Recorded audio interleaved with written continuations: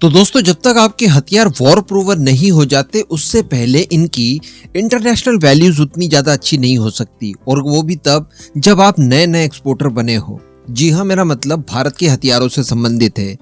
हम लोगों ने लास्ट वीडियो में ही डिस्कस किया था कि भारत के DRDO द्वारा तैयार किए गए आकाश एयर डिफेंस सिस्टम में काफी ज्यादा योग्यताएं हैं और ये किसी भी तरह के खतरे को न्यूट्रलाइज करने में सक्षम है। लेकिन इसके बावजूद हम लोगों ने जब भी इसके एक्सपोर्ट को लेकर बातचीत आगे बढ़ाई, वहां पर इसराइल का बड़ा गेट आ जाता है और उसके बाद आकाश एयर डिफेंस सिस्टम के लिए दरवाजे बंद हो जाते हैं। 2-3 एग्जाम्पल भी हम लोगों ने देखे, जैसे कि वियतनाम हो गया, इसके अलावा सऊदी अरेबिया हो गया। और इन सब के पीछे अगर कारण देखा जाए तो वो यही है कि इजराइल के वेपन्स जो है वो वॉर प्रूवन है। दुनिया ने उनकी कैपेबिलिटीज को वास्तविक युद्ध के दौरान देखा है। अब हमारे हथियारों को वॉर प्रूवन होने के लिए अभी कोई मौका तो मिला नहीं, लेकिन इसके अतिरिक्त हम लोगों ने एक और बड़ी गलती की थी और वो थी इसके PR संबंधित। हमने इसके PR को लेकर किसी तरह का कोई स्टेप आगे बढ़ाया ही नहीं, दुनिया के सामने इसकी कैपेबिलिटीज भी नहीं रखी। आप लोग हमारे भी जब वीडियोस देखते हैं आकाश से संबंधित तो यही पाते होंगे कि नॉर्मल से कुछ वीडियोस वगैरह उपलब्ध हैं जो टेस्ट संबंधित है, और बाकी वीडियोस को आगे बढ़ाने के लिए विदेशी वेपन्स के वीडियोस शामिल करने पड़ते हैं जो कि आकाश एयर डिफेंस सिस्टम के सिमिलर से हैं, यानी वीडियोस तक भी इसके अवेलेबल नहीं है। ऐसी परिस्थिति में आप ही बताइए कि विदेशी कस्टमर्स आकर्षित कैसे होंगे। लेकिन इन सब चीजों को अब हम लोग पीछे छोड़ चुके हैं और अब हम लोगों ने हमारे हथियारों की जो कैपेबिलिटीज है वो विश्व पटल पर रखना शुरू कर दिया है, जिसका एग्जांपल हमें रिसेंटली देखने के लिए मिला जब भारत के आकाश सेना द्वारा एक ही फायरिंग यूनिट से 4 टारगेट्स को एक साथ न्यूट्रलाइज कर दिया गया, और वो भी सफलतापूर्वक। इससे भी अच्छी बात देखने के लिए ये मिली कि इसके प्रूफ के तौर पर DRDO द्वारा ऑफिशियल एक वीडियो भी अपलोड किया गया जो कि वर्ल्ड वाइड काफी ज्यादा वायरल हुआ और दुनिया के उन देशों तक ये हमारे संदेश को पहुंचाने में कामयाब हुआ जिनको कि हम लोग आकाश एयर डिफेंस सिस्टम बेचना चाहते थे या जिनसे बातचीत कर रहे थे। अभी अगर आकाश एयर डिफेंस सिस्टम्स की बात की जाए तो अर्मेनिया इसका सबसे नया कस्टमर है। इसके अलावा सूडान से भी बात चल रही है और डील के हम लोग काफी ज्यादा नजदीक हैं।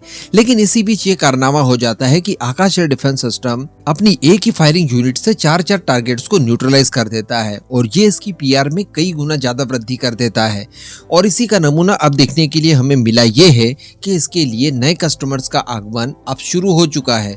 दरअसल ANI की तरफ से एक रिपोर्ट जारी की गई है जिसमें बताया ये गया है कि हाल में जो आकाश एयर डिफेंस सिस्टम द्वारा बेहतरीन प्रदर्शन करके दिखाया गया है, इससे नए कस्टमर्स को इसने अपनी ओर आकर्षित किया है। और इन नए कस्टमर्स में जो सबसे बड़ा और सबसे पहला नाम निकलकर सामने आ रहा है वो फिलीपींस का है। फिलीपींस को हम लोगों ने ब्रह्मोस भी बेची, यानी ऑफेंसिव वेपन्स बेच चुके हैं।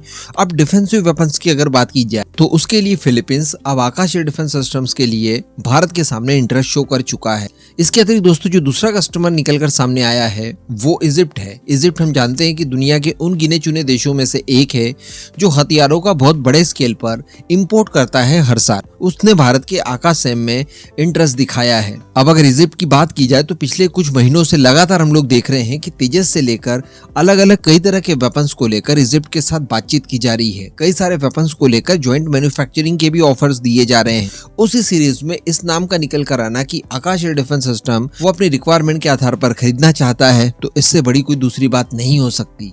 इसके अतिरिक्त दोस्तों, तीसरा देश, और ये देश कोई और नहीं, ब्रिक्स में भारत का सहयोगी ब्राजील है। जी हाँ, ब्राजील, वो जो कि खुद भी एक काफी बड़ा डिफेंस एक्सपोर्टर है। तो ANI की रिपोर्ट के हिसाब से तीसरा कस्टमर ब्राजील है जो कि भारत से आकाश एयर डिफेंस सिस्टम्स को लेकर बातचीत कर रहा है। ब्राजील भारत के कुछ और हथियारों में भी इंटरेस्ट रखता है, जैसे कि ब्रह्मोस NG का वो काफी लंबे समय से वेट कर रहा है और संभवतः जब ब्रह्मोस NG बनकर पूरी तरह से तैयार हो जाएगी उसके बाद पहला कस्टमर भी ब्रह्मोस NG के लिए ब्राजील ही हो सकता है। इसके साथ साथ ब्राजील अपनी वायुसेना के लिए भारत की अस्त्र मिसाइल को लेकर भी बातचीत कर रहा है और अब आकाश एयर डिफेंस सिस्टम के लिए भी उसने भारत से बातचीत शुरू कर दी है। तो एक कारनामे को हम लोगों ने जब विश्व पटल पर रखा तो 3 नए कस्टमर्स हमारे सामने निकल कर आ गए हैं। अभी तक की बात की जाए तो रिपोर्ट के अनुसार $600 मिलियन हम लोगों ने आकाश के एक्सपोर्ट से कमा चुके हैं, और अगर ये नए कस्टमर्स जुड़ जाते हैं तो डेफिनेटली ये आंकड़ा बड़ी आसानी से $1 बिलियन के आसपास पहुंच जाएगा।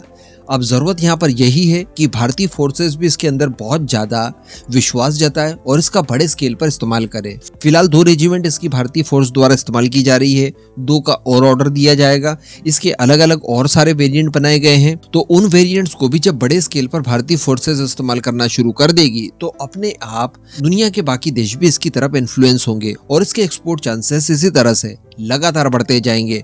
तो ये जो पीआर वाला काम किया है इस बार आकाश सिम को लेकर, या फिर इससे ठीक पहले प्राइम मिनिस्टर मोदी द्वारा तेजस में जो शॉर्टी लेकर उसकी पीआर करने की कोशिश की है, ये बहुत ही प्रशंसनीय कदम रहे हैं। इस तरह के कदम हम लोगों ने उन सभी हथियारों के लिए लेने चाहिए जिनको लेकर हम लोग एक्सपोर्ट में आशावादी बने हुए हैं। इस पूरे मुद्दे पर अब आपका जो भी मानना हो नीचे कमेंट करके जरूर बताइएगा।